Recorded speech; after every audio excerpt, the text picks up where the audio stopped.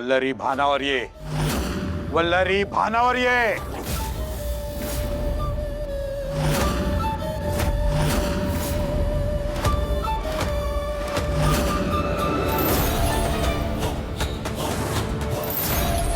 अण्णा, अण्णा, तुम्ही इथे काय करताय आता या वेळेला एवढ्या रात्री? घरी जा. अण्णा, माझ्यासोबत लाली लाली, अण्णा, लाली होती इथे माझ्यासोबत. वल्लरी आत्ताच्या आत्ता घरी जा. मी सांगितलं ना, आत्ताच्या आत्ता घरी जा. निघ. हो हो.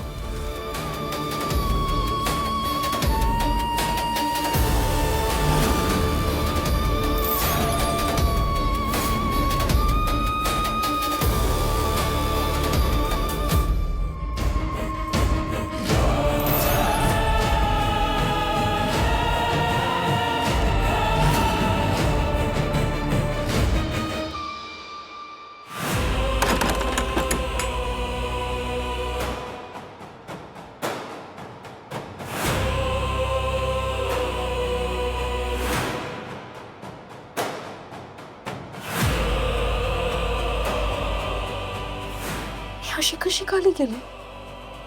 काय होतंय हे? आत्ता काहीतरी विचित्र घडलंय हे नक्की. अण्णा आले म्हणून मी भानावर आले. मला नक्कीच काहीतरी होतंय. मी बरी नाहीये. मला बरं व्हायला हवंय.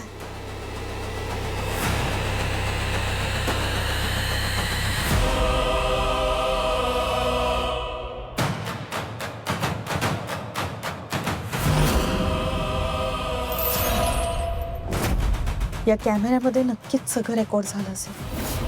कळेलच मला सकाळी.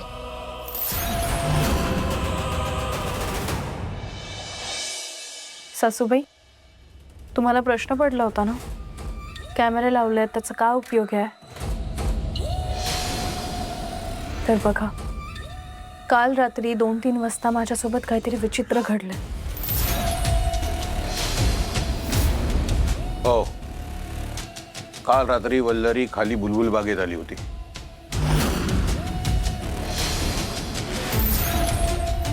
आणि कुठेतरी निघून जाण्याचा प्रयत्न करत होती.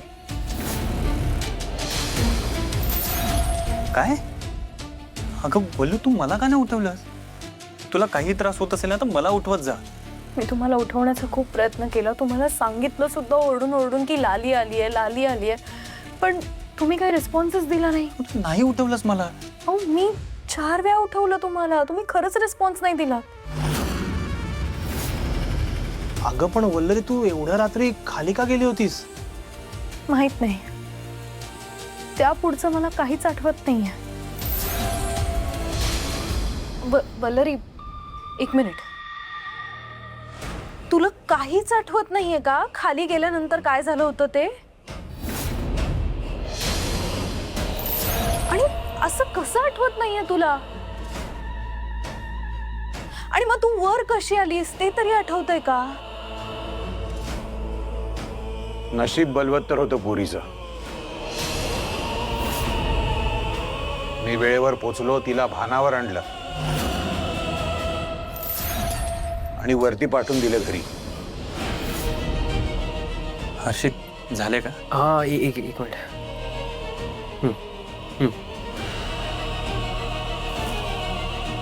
काल जे काय घडलं त्याचं CCTV फुटेज आहे, बघूया.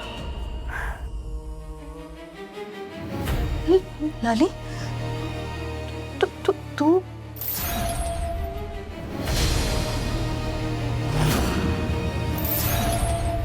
मासूद, अहो अहो बघा ना, ही लाली आली आहे. अहो,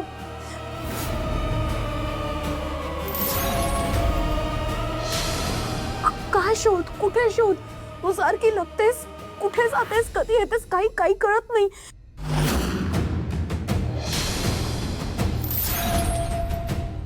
चल जाऊया घरी.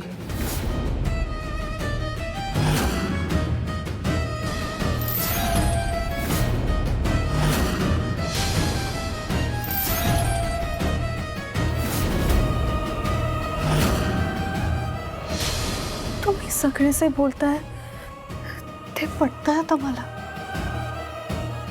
मला लालीचे भास होतात. लाली खरंच नाहीये. हा सगळं मानसिक ताण आहे. हा सगळं कामामुळे त्रास होतोय मला. अहो हां, कधी कधी आपल्याला मानसिक ताण थकवा लक्षात येत नाही, पण आपलं सबकॉन्शियस माइंड काम करत असतं. हे एवढा मोठे मोठे जड शब्द वापरून काही होणार नाहीये. हे तुमचं काय ते ताण बिन वगैरे ना, याने फार फार तर वल्लरी चिडचिड करीन किंवा प्रेरणा त्या दिवशी कशी दिवसभर झोपून राहिली होती तशी झोपून राहीन ती. पण अशी एकट्यातच कोणाशी बोलणार तर नाही ना, किंवा ते आवाज बदलून वेगळंच काहीतरी नाव सांगून आणि असं तर नाही करणार ना. हे काहीतरी वेगळंच दिशी राहिलं मला भूतबाधा. तुम्ही काही म्हणा, पण हे मानसिक नाहीये. हा, हे असे भास होणं, कधीही न पाहिलेली माणसं दिसणं, त्यांचा आवाज ऐकणं, झपाटल्यासारखं त्यांना शोधणं, हे सगळं बाहेरची बाधा झाल्याशिवाय शक्य नाही. हो पण अण्णा, वल्लरी आता स्वतः सांगते ना की मानसिक ताणामुळे हे सगळं होतंय म्हणून. ती तिची धारणा आहे. पण आता इंदुताई म्हणाल्यासारखं एखाद्या माणसाला जर मानसिक तणाव असेल तर तो स्वतःचं नाव तर बदलू शकत नाही ना. हा, हे सगळं अमानवीय म्हणून.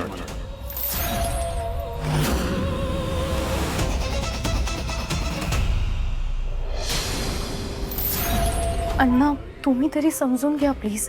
बघा मी काय म्हणते, मला खरंच कधी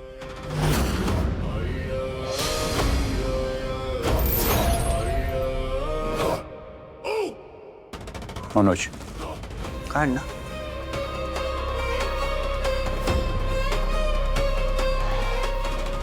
मनोज, मी इथं संरक्षक धागा बांधला होता आणि तुला बजावून सांगितलं होतं की काहीही झालं तरी हा धागा तुटता कामा नये. आता कुठे आहे तो धागा?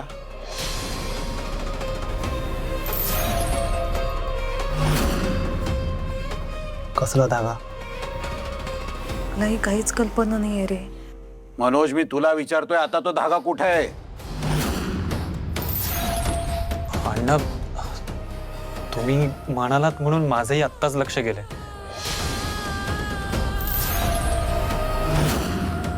मला खरंच माहित नाही हा धागा कधी आणि कसा तुटला ते.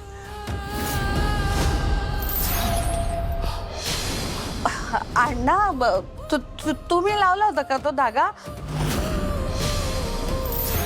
म्हणे अरे मला माहित नाही कसला आहे काय. त्या दिवशी काय झालं, दिवाबत्ती करायला मी बाहेर गेले आणि अगरबत्ती लावता लावता माझ्या पायाखाली काहीतरी आलं आणि मी पडणारच होती तर तोल सावरायला गेली आणि तोरणच माझ्या हातात आलं. तुटलं ते तोरण आणि त्या तोरणाबरोबर तो धागा होता कसला तरी. मला वाटलं की अशीन काहीतरी असाच रिकामकामचा धागा. मी अशी गुंडाळी केली आणि कचऱ्यात फेकी दिला. तेव्हापासूनच वल्लरीमध्ये बदल जाणवायला लागले.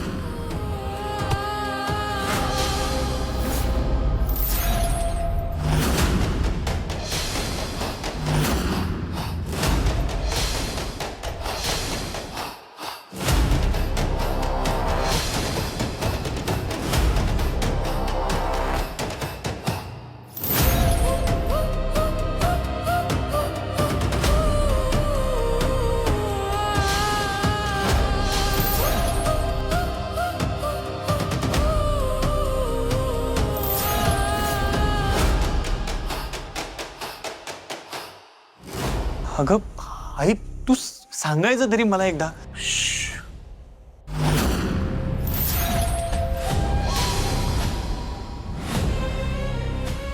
तर मलाच काहीतरी उपाय करायला हवा.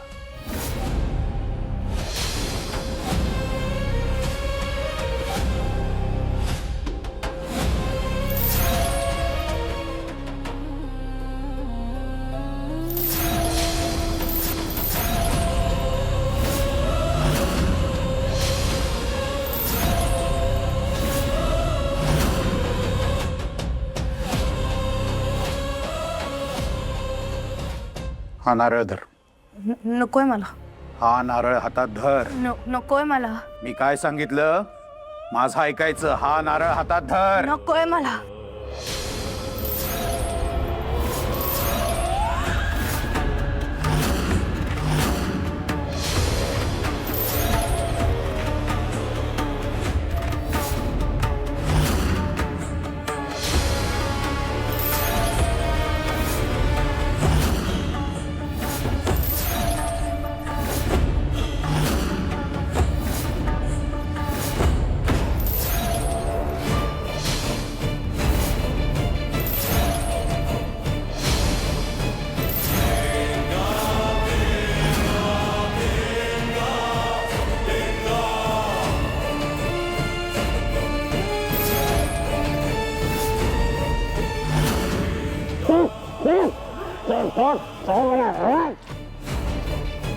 वल्लू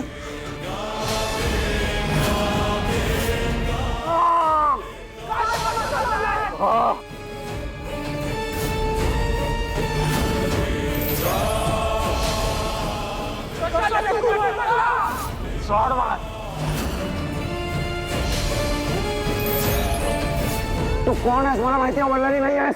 नाव सांग. कोण आहेस तू सांग.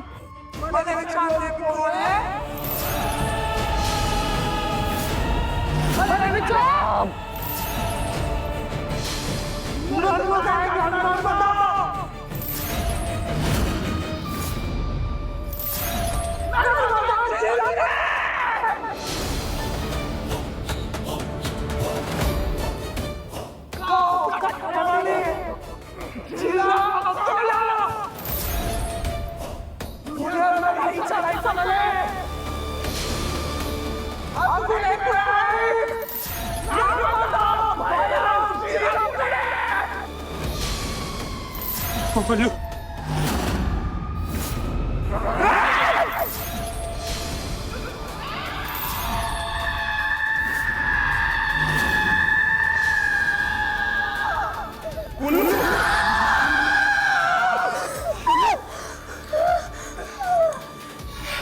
वल्लू वल्लू काय झालं वल्लू?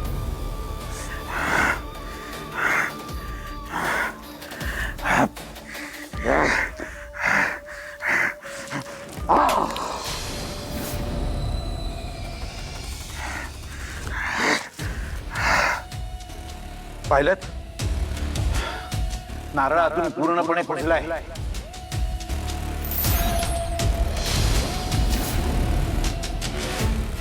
थोड्याच दिवसापूर्वी दारावर लावलेला ताजा नारळ होता. आता मिळालं का उत्तर? स्वामी, हे काय होतंय आमच्या वल्लरीला? वल्लरीला वाचवा, काही करा स्वामी, पण वल्लरीला या सगळ्यातून वाचवा. अजित, प्रेरणाला घेऊन ताबडतोब इथून निघून जा. आणि जोवर मी सांगत नाही तोवर प्रेरणाला वल्लरीच्या जवळ येऊ द्यायचं नाहीये. तिच्या पोटात बाळ आहे, इजा होऊ शकते.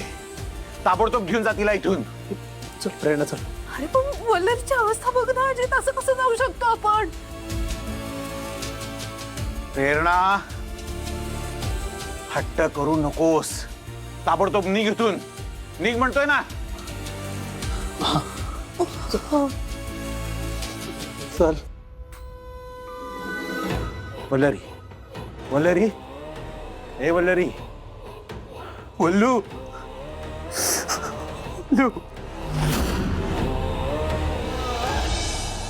वल्लू वल्लू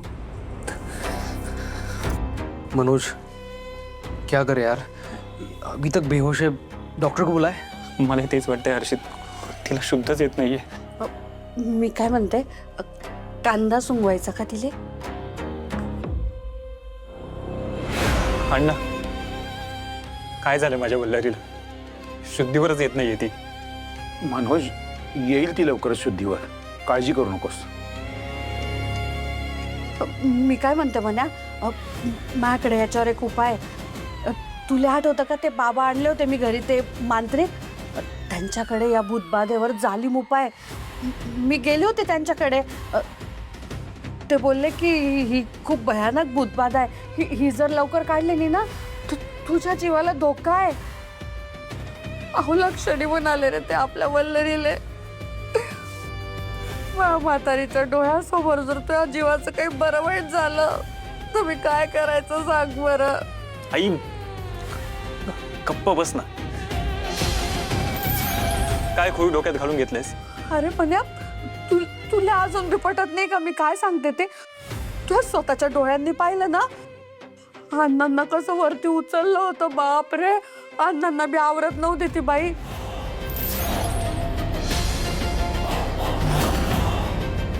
बोलवू दे त्या मांत्रिकाला, ऐका माझं थोडस, तो चांगला उपाय करीन. हे बघा, त्याची काही गरज नाहीये. हा सगळा प्रकार मी संक्रांतीला आलो होतो तेव्हाच माझ्या लक्षात आला होता आणि म्हणूनच मी तातडीने परत गेलो, कारण मला या सगळ्यावरती उपाययोजना सुरू करायची होती. आपण बोलवलं मांत्रिक. वो मना कर रहे तो आप क्यों जोर दे रही है? बोल, मलाच बोल हर्षित, तुम्ही आता तूच राहिला होता मला बोलायचा. मनोजच्या आई, त्याच्याने काही फरक पडणार नाहीये. आपल्याला ह्याच्या मुळापर्यंत जायला हवं, नाहीतर हे सगळं असंच सुरू राहणार. अहो पण अण्णा, मी काय सांगते तुम्हाला. आई आई बोलू बोलू धृती, सावकाश सावकाश सावकाश. बैठिए.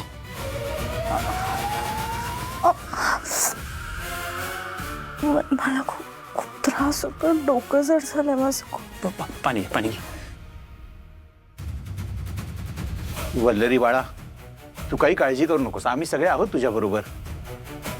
पण मी आतमध्ये कशी आले? आपण सगळेजण बाहेर बसून बोलत होतो ना, मग आत कशी आले मी? हो, आपण बाहेर बोलत होतो, पण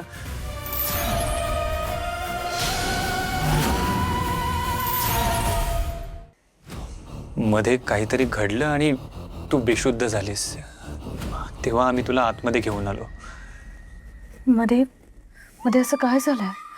मी पुन्हा काही विचित्र वागलीये का? मी काही त्रास दिले का? सांगा ना प्लीज. बोलू सांगतो. खूप विचित्र. बोलू म्हणजे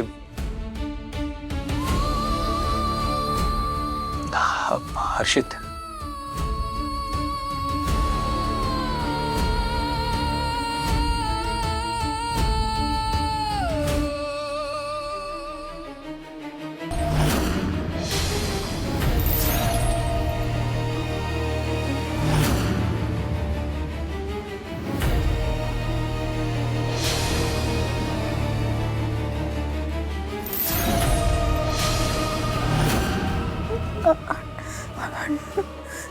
पाय व माय पाय, काय तमाशे घालून राहिली होती तू.